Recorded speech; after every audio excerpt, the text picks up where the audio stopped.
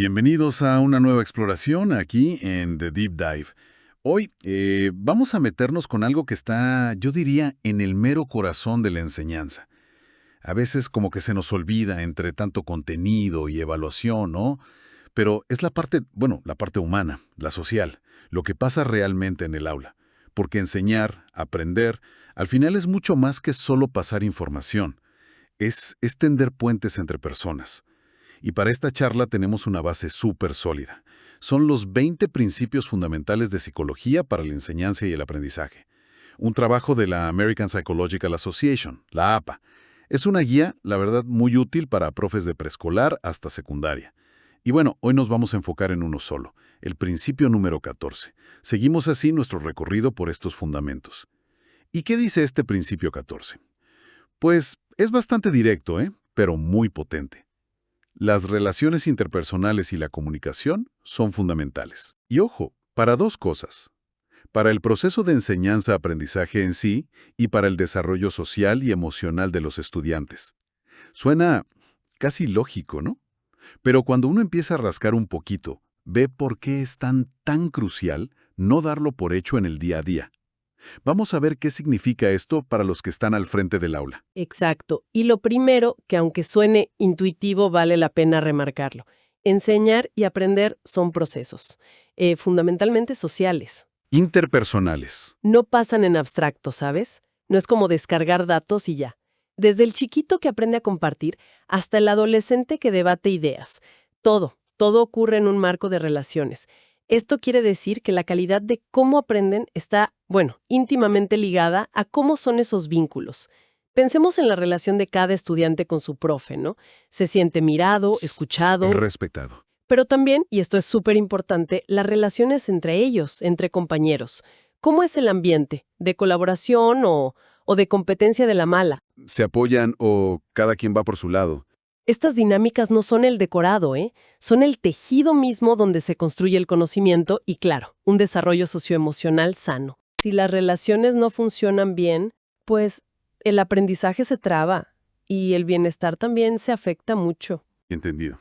Entonces, si partimos de que el aprendizaje es social por naturaleza, el aula cambia de dimensión, ¿no? Ya no es solo el sitio donde aprendes, qué sé yo, matemáticas o historia. Se vuelve, como dice la fuente, pues un contexto social clave, casi un pequeño laboratorio para la vida social. Eso significa que el profe tiene también que enseñar, así explícitamente, habilidades sociales. Justo eso. El principio dice que, como el aula es este espacio social tan importante, pues es el lugar ideal y necesario para enseñar y practicar habilidades que son básicas para convivir y para el futuro. Hablamos de comunicarse bien, claro, pero también de saber escuchar, de decir que no estás de acuerdo pero con respeto, ¿sabes? De entender otros puntos de vista, de trabajar en equipo. Son cosas que a veces creemos que se dan solas, pero no siempre es así. Hay que cultivarlas. Tiene todo el sentido.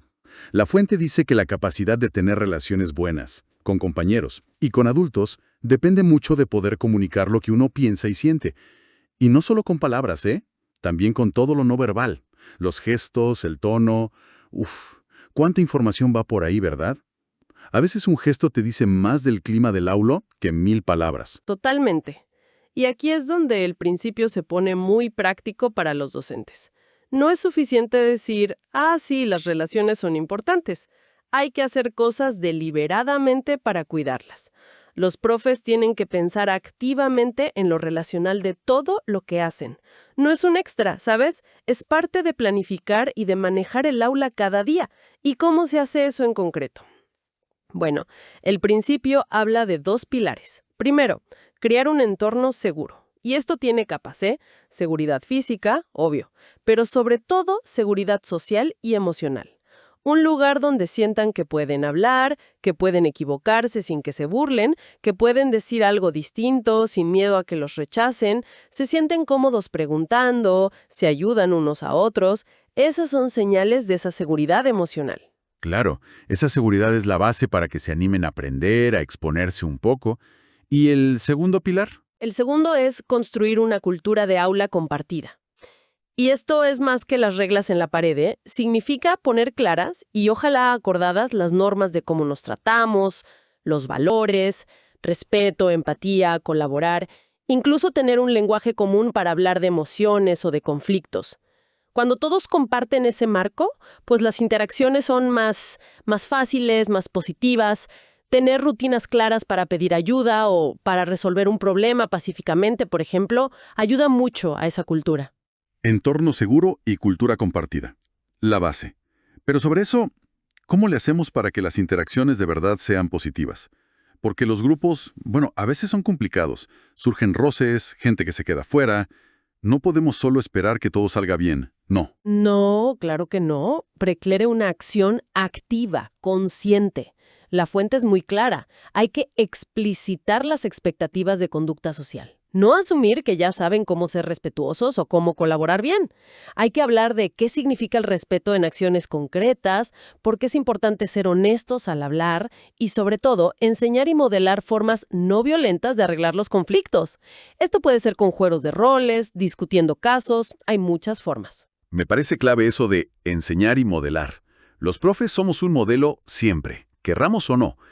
Y aparte de explicar y ser ejemplo, ¿qué más? Hay que crear oportunidades a propósito para que todos, no solo los más extrovertidos, tengan experiencias sociales buenas. Esto puede ser diseñando trabajos en equipo que estén bien pensados, donde cada uno tenga un rol, donde se necesiten unos a otros, o armar momentos más informales para que interactúen bien, como juegos cooperativos, proyectos juntos.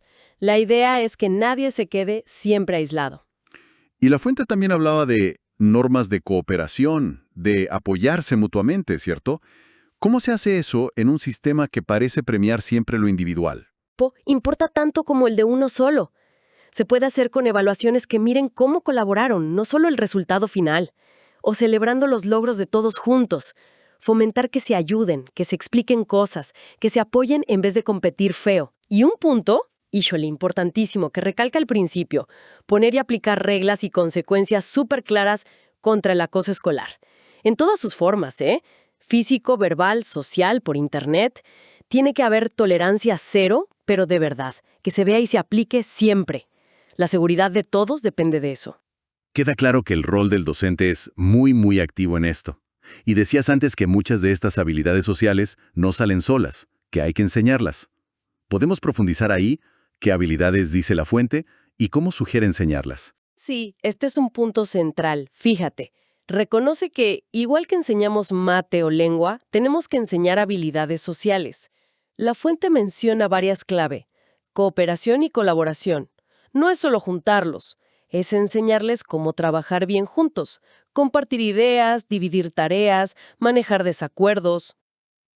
Ponerse en el lugar del otro, adopción de perspectivas. Esa capacidad de entender cómo se siente el otro, su punto de vista, aunque sea distinto. Esencial para la empatía y resolver conflictos. Respeto por opiniones diversas. Aprender a escuchar y valorar ideas distintas aunque no nos gusten, sin atacar a la persona. Crítica constructiva. Enseñar a dar y recibir comentarios que ayuden a mejorar, centrados en la tarea o la conducta, no en la persona. Resolución de conflictos interpersonales. Darles herramientas para manejar problemas hablando, de forma pacífica. Son habilidades súper importantes para la vida, ¿no? Y complejas. Entonces, ¿cómo se enseñan? No basta decir, sean respetuosos. Exacto. El rol del profe, según la fuente, tiene como 3 pasos clave. 1, explicar. Decir claramente qué es la habilidad, por qué importa y cómo se hace. Por ejemplo, la escucha activa. ¿Qué es? ¿Por qué ayuda? ¿Y qué haces? Mirar a los ojos, asentir, repetir lo que dijo, preguntar para aclarar. 2, practicar. Diseñar actividades donde puedan usar la habilidad en un ambiente seguro, estructurado. Siguiendo el ejemplo, ejercicios en parejas donde uno habla y el otro practica escuchar activamente. 3, valorar, dar feedback. Ver cómo lo hacen y darles comentarios específicos útiles. No solo bien o mal, sino, oye, vi que mirabas a tu compañero, eso ayuda mucho. La próxima, intenta también resumir lo que dijo para ver si entendiste bien. Es un ciclo completo. Explicar, practicar, retroalimentar. Y supongo que esto lleva tiempo. Hay que planificarlo. ¿Cómo encaja con la presión del currículum, de los contenidos? Esa es la tensión real, sí. Los profes viven con eso. Pero el principio dice que invertir tiempo en esto no es quitarle tiempo a lo académico, es mejorar las condiciones para que aprendan lo académico. Estudiantes que saben colaborar, pues trabajan mejor en grupo. Los que saben decir sus dudas aprenden más. Los que se sienten seguros participan más. Además, muchas de estas habilidades se pueden meter en las mismas actividades de clase.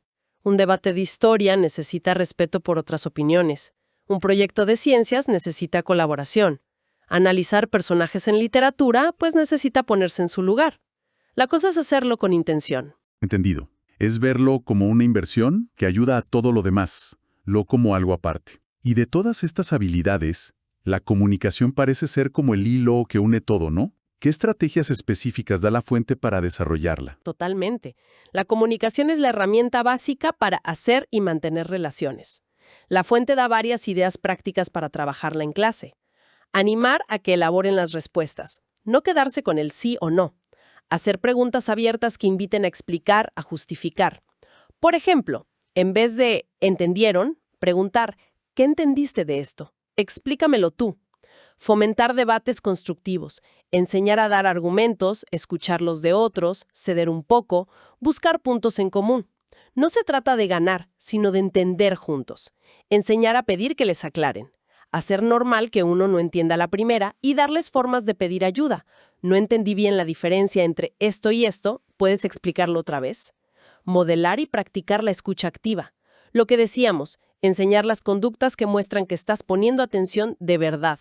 Interpretar el lenguaje no verbal. Ayudarles a darse cuenta de sus propias señas no verbales y a leer las de los demás.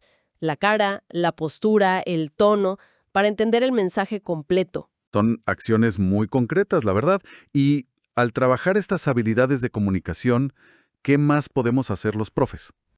Podemos darles oportunidades variadas para practicar, no solo en discusiones formales, también en presentaciones, trabajos en pareja, interacciones más informales, pero que observemos. Y otra vez, el feedback específico es oro. Comentarios como, usaste un buen tono de voz, claro y fuerte, o cuando debatías, ¿recordaste bien lo que dijo tu compañero antes de responder? Eso es excelente escucha activa. Son mucho más útiles que un simple «hablaste bien». También es importante trabajar la coherencia entre lo que decimos y cómo lo decimos con el cuerpo. A veces decimos algo, pero nuestra cara o postura dice otra cosa. Ayudarles a alinear eso hace que se comuniquen mejor, más creíblemente. Enseñarles a hacer preguntas que de verdad abran la conversación, a interesarse por lo que piensan los demás con curiosidad, no solo para contradecirlos luego. Es fascinante ver cómo todo se conecta, ¿no? Mejorar la comunicación hace más fuertes las relaciones. Y relaciones más fuertes, más seguras, permiten que la comunicación sea más abierta, más honesta. Es como un círculo bueno, un ciclo virtuoso que este principio 14 nos anima a construir en el aula. Exactamente. Esa es la idea central. No son dos cosas aparte, relaciones y comunicación, sino dos caras de la misma moneda. Son el núcleo de un ambiente donde se pueda aprender bien y sentirse bien. Entonces, para ir cerrando ya nuestra exploración de hoy, la idea fuerte que nos deja este principio 14 de la APA es clara. Las relaciones y la comunicación no son como las habilidades blandas o un extra si hay tiempo. Son la base, el cimiento sobre el que se construye no solo el bienestar social y emocional de los chicos, sino también su aprendizaje académico. Y el rol del profe es, bueno, central y activo para crear ese ecosistema en el aula. No es fácil, seguro, pero es fundamental. Y quizás, para dejar algo sonando, podríamos preguntarnos, ¿qué impacto tiene a largo plazo tomarse esto en serio? Cuando invertimos tiempo y esfuerzo en enseñarles a relacionarse mejor, a comunicarse bien, a resolver conflictos sin violencia, ¿solo estamos mejorando el clima del aula de hoy? ¿O en realidad les estamos dando herramientas esenciales para moverse en un mundo que cada vez es más conectado, más diverso, más complejo? Mucho después de que salgan de la escuela. ¿Qué tipo de ciudadanos, de profesionales, estamos formando al poner el foco en estas competencias tan humanas? Una pregunta potente, sí, para pensarla cada uno y en equipo. Con esto terminamos nuestro análisis del principio 14 de los 20 principios de la APA sobre psicología y educación. Esperamos que esta charla les haya sido útil, que les haya aclarado cosas. Invitamos a todos los docentes, a los que se están formando y a cualquiera interesado en educación que nos escucha a suscribirse para no perderse las próximas exploraciones. Si les gustó, compártanla con colegas. Y nos encantaría leer sus comentarios. ¿Qué les resonó más? ¿Qué estrategias ya usan para fortalecer relaciones y comunicación? ¿Con qué desafíos se topan? Sus voces siempre enriquecen mucho este diálogo. Gracias por acompañarnos y hasta la próxima.